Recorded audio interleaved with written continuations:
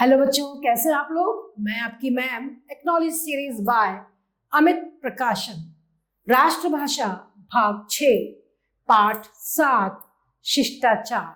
शिष्टाचार के बारे में बताने जा रही हूँ। ठीक है, तो आप समझिए शिष्टाचार क्या होता है। शिष्ट आचार, व्यवहार, शिष्ट अच्छा व्यवहार। देखिए क्या है।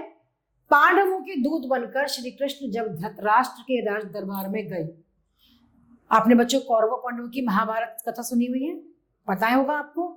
तो जब पांडवों के दूत बनकर, उनके मैसेंजर बनकर श्री कृष्ण धृतराष्ट्र के राज दरबार में गए, तो उन्होंने धृतराष्ट्र और दुर्योधन को बहुत समझाया उन्होंने। किसने समझाया?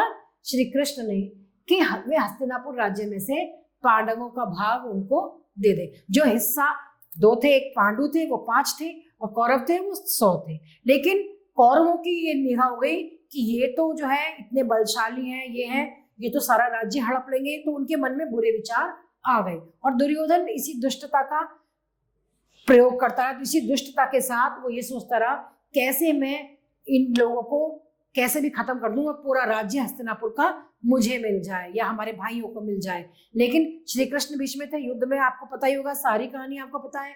तो श्री कृष्ण जब युद्ध चल रहा था, उसके बाद पांडवों के दूत बनकर पांडवों ने ये कहलवाया, उनके मैसेंजर बने। और वो श्री कृष्ण जब धृतराष्ट्र तो इनके कौरवों के कौन थे? पिता थे, अंधे थे वो। उनके पास गए और उन्होंने कहा कि तुम हस्तिनापुर का कुछ भाग तो उनको भी दे दो, पांडवों को। सारा खुद ही ले लोगे क्या?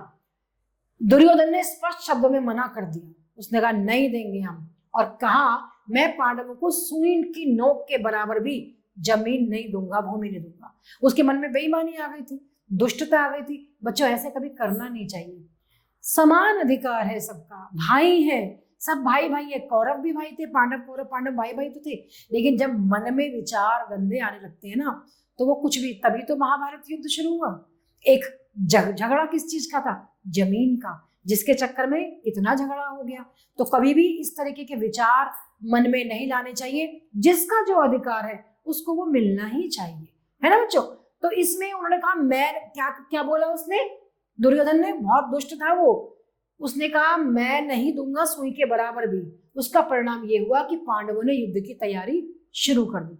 अब पांडवों के पास कोई चारा नहीं था। उन्होंने कहा ये तो मान ही नहीं रहा, अब तो युद्ध करना ही पड़ेगा। श्री कृष्ण कौरवों और पांडवों दोनों के ही संबंधी थे, दोनों के ही रिश्तेदार थे। वो तो उधर भी वो तो बुरे फंस गए थे। लेकिन इसलिए उन्होंने निश्चय किया कि वो दोनों पक्षों में से किसी की भी ओर से युद्ध में भाग नहीं लेंगे, वो नहीं लड़ेंगे उन्होंने। हाँ, लेकिन उन्होंने इतना जरूर कहा, दुर्योधन के मांगने पर अपनी सेना उसे दी। उन्होंने पूछा तुमको क्या चाहिए, तुमको क्या चाहिए? तो कौरवों ने कहा कि अपनी सेना हमें दे दो, सारी सेना दे दी। और स्वयं युद्ध में कृष्ण को मांगा पांडवों ने कहा हमें तो सिर्फ तुम चाहिए, श्री कृष्ण हमारे साथ तुम आ जाओ। और श्री कृष्ण अर्जुन के कौन बन गए? रथ चलाने वाले सारथी बन गए, और वो उस पर तैयार भी हो गए, सारथी बनकर राजी भी हो गए। कौरवों और पांडवों की सेनाएं कुरुक्षेत्र के मैदान में डट गई। कुरुक्षेत्र में युद्ध हुआ था बच्चों ये वाला, और दोनों की सेनाएं आमने सामने। उनके पास तो सारी सेना थी श्री कृष्ण की, और इनके पास, पांडवों के पास तो ये वैसे ही 5 थे, और उसमें भी श्री कृष्ण इनके साथ थे। दोनों पक्षों के सेनापतियों ने अपनी अपनी सेनाओं को व्यूह बनाकर खड़ा किया। दोनों के सेनापतियों ने अपनी अपनी सेनाओं को लाइनें बनाकर खड़ा कर दिया। दोनों ओर की सेनाएं युद्ध का शंखनाद होने की प्रतीक्षा में थी। जब युद्ध प्रारंभ होता है बच्चों, तो उससे पहले युद्ध का शंखनाद होता है, शंख बजाते हैं, उससे पता लगता है। जैसे घंटी या कोई बजती है तो शंख की ध्वनि होती है, तब युद्ध होता था पहले। तभी अचानक पांडवों की सेना के योद्धाओं ने देखा कि पांडव श्रेष्ठ युधिष्ठिर ने अपने रथ से उतरकर कौरवों की सेना की ओर चल पड़े। तभी क्या देखा? पांडवों की जो सेना के योद्धा, महान योद्धा कौन थे? युधिष्ठिर। वो अपने रथ से उतरकर कौरवों की सेना की तरफ चल दिए।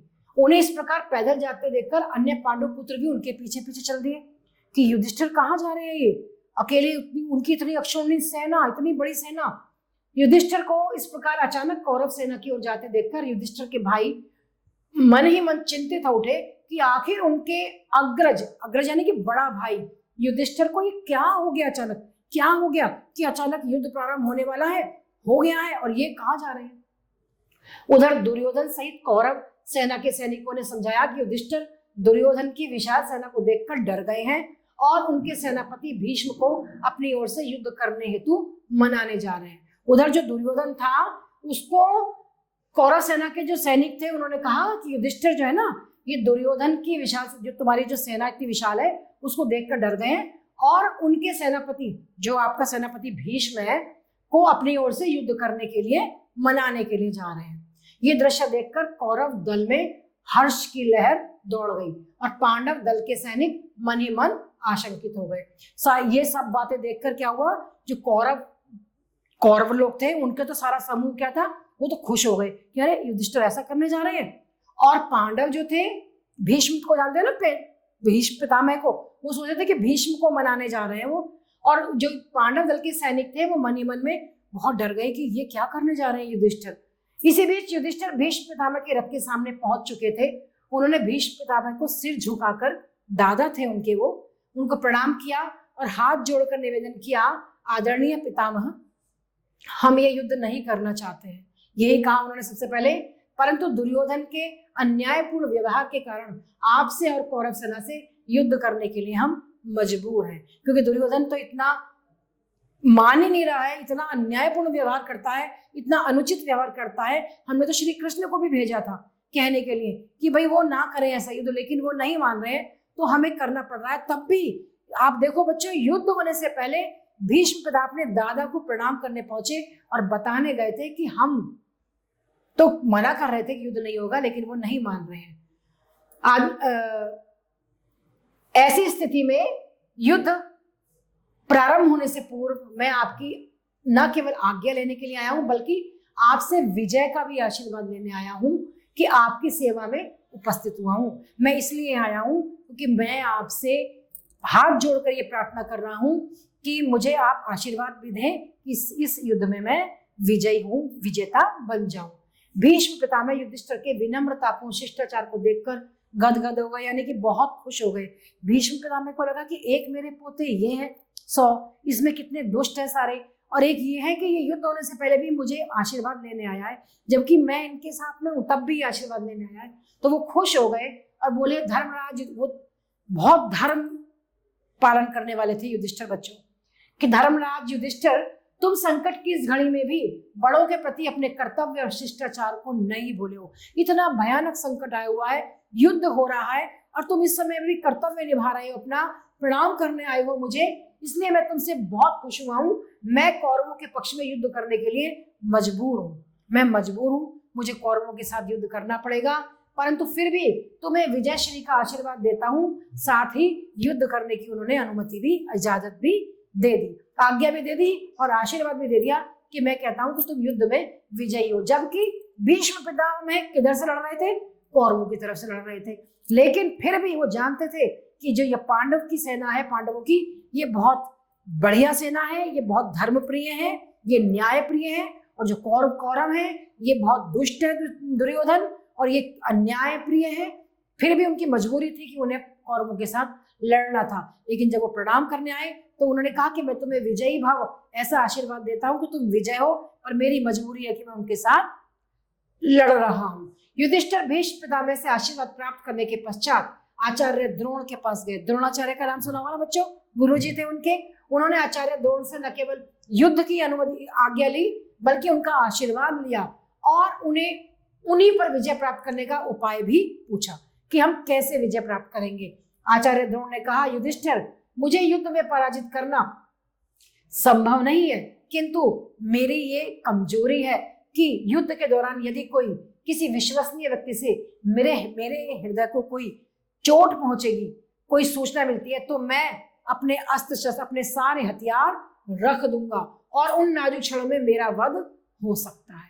क्या बताया उन्होंने कि अगर, वैसे तो मैं मजबूर हूं, मैं युद्ध, वो भी उनके साथ थे कि मैं युद्ध कर रहा हूं, लेकिन मैं ये कह रहा हूं तुमसे कि यदि किसी मेरे बहुत ही विश्वास करने वाले व्यक्ति ने युद्ध करते समय मुझे ये बता दिया, मुझे कोई ऐसी मेरे मन को चोट पहुंचाने वाली बात मुझे बता दी, मुझे कोई सूचना मिलती है, तो मैं अपने हथियार रख दूंगा और जब मैं अपने हथियार रख दूंगा उस समय पे कोई अगर मुझे मार दे तो हे युधिष्ठिर, मैं तुम्हारे शिष्ट आचरण से प्रसन्न हूं और तुम्हें युद्ध की अनुमति देता हूं। क्या कहा द्रोणाचार्य ने कि मैं तुम्हारे इतने शिष्टतापूर्ण, इतने बढ़िया आचरण से, शुद्ध आचरण से, बहुत व्यवहार से बहुत खुश हुआ हूं और मैं तुम्हें युद्ध की आज्ञा देता हूं।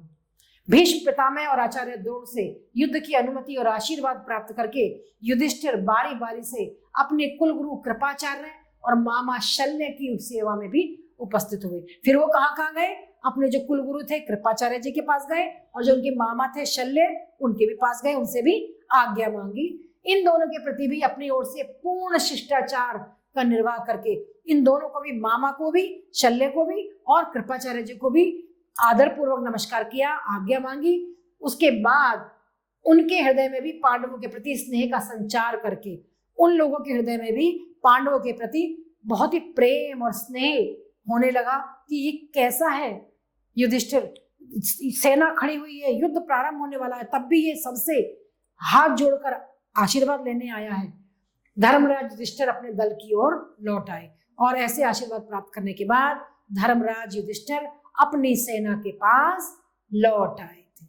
तो जाना बच्चों आपने कि कितने धर्मराज युधिष्ठिर थे वो, कि सेना खड़ी है सामने, सब मारने के लिए तैयार है, लेकिन वो अपने बड़ों से आशीर्वाद लेने, अपने गुरु कृपाचार्य जी से, मामा शल्य से और पितामह दादा भीष्म से, है ना, सबसे आशीर्वाद लेने के लिए बारी बारी से और द्रोणाचार्य जी से भी आज्ञा लेने के लिए गए। तो इस प्रकार बच्चों हमने पाठ पढ़ा और देखा कि कौरवों की सेना में कितने दुष्ट प्रवृत्ति के लोग थे और पांडवों की सेना में दुर्योधन, अर्जुन जैसे कितने सज्जन और संयमी लोग थे, शिष्ट लोग थे। पाठ में अभ्यास कर रहे हैं। पहला है पांचों पांडवों के नाम बताओ, पता है आपको? युधिष्ठिर, अर्जुन, भीम, नकुल और सहदेव, है ना। कौन सा दृश्य देखकर कौरव दल में हर्ष की लहर दौड़ गई। जैसे ही युद्ध प्रारंभ होने वाला था और युधिष्ठिर रथ से उतरकर और कौरवों की तरफ चलने लगे तो कौरवों के दल में हर्ष की लहर इसलिए दौड़ने लगी, उन्होंने सोचा कि वो भीष्म से ये कहने जा रहे हैं, भीष्म पितामह से, कि वो हमारे साथ युद्ध उसमें शामिल हो जाए, ये कहने के लिए आ रहे हैं। तो उनकी खुशी का कोई ठिकाना ना रहा कि अरे ये तो ये करने के लिए जा रहा है। शिष्टाचार का अर्थ बताओ, उसका महत्व क्या है? शिष्टाचार क्या है बच्चों? अच्छा आचरण, अच्छा व्यवहार, हम किसी से अच्छी तरह से बोले। जैसे युधिष्ठिर ने युद्ध प्रारंभ होने के बाद भी अपनी शिष्टता नहीं छोड़ी। और आप भी बच्चों ये समझो कि शिष्ट जो लोग होते हैं वो अपनी शिष्टता कभी नहीं छोड़ते। अच्छा आचरण, अच्छा व्यवहार, अच्छी वाणी, अच्छे संयम के साथ बोलना, यही शिष्टाचार कहलाता है और यही जीवन में उसका महत्व है। जो लोग शिष्टाचार करते हैं उनको उसका फल जरूर मिलता है। अच्छे आचरण से लोग प्रसन्न होते हैं, लोग खुश होते हैं, आपसे बात करना चाहते हैं, आपकी तारीफ करते हैं कि अरे इसका आचरण बहुत अच्छा है, हमें इसी से ही बात करनी चाहिए। दुराचारी के पास एक बार को तो लगेगा, लेकिन उसके पास कोई बैठना नहीं चाहता, कोई उनसे बात करना नहीं चाहता। तो शिष्टाचार का हमारे जीवन में बहुत महत्व है, इसलिए हमें हमेशा शिष्टाचार का ही पालन करना चाहिए। नेक्स्ट एक्सरसाइज है बच्चों, सही उत्तर पर सही का चिन्ह लगाओ। जैसे पांडवों के डैश बनकर श्री कृष्ण धृतराष्ट्र के राज दरबार में गए। पांडवों के क्या बनकर गए थे बच्चों? दूत बनकर गए थे ना, पांडवों के दूत बनकर, राइट, है सेकंड नंबर। अब नेक्स्ट है, श्री कृष्ण कौरवों और पांडवों दोनों के ही मित्र थे या दुश्मन थे या संबंधी थे या पड़ोसी थे? क्या थे? संबंधी थे। थर्ड नेक्स्ट है बच्चों, कौरवों और पांडवों की सेनाएं कुरुक्षेत्र के मैदान में आ डटी। पहला। नेक्स्ट है बच्चों, फिर युधिष्ठिर भीष्म पितामह से आशीर्वाद प्राप्त करने के पश्चात किसके पास गए? दुर्योधन के या धृतराष्ट्र के या आचार्य द्रोण के या मामा शल्य के? भीष्म पिता से आशीर्वाद लेने के बाद आचार्य द्रोण के पास गए वो। Third number.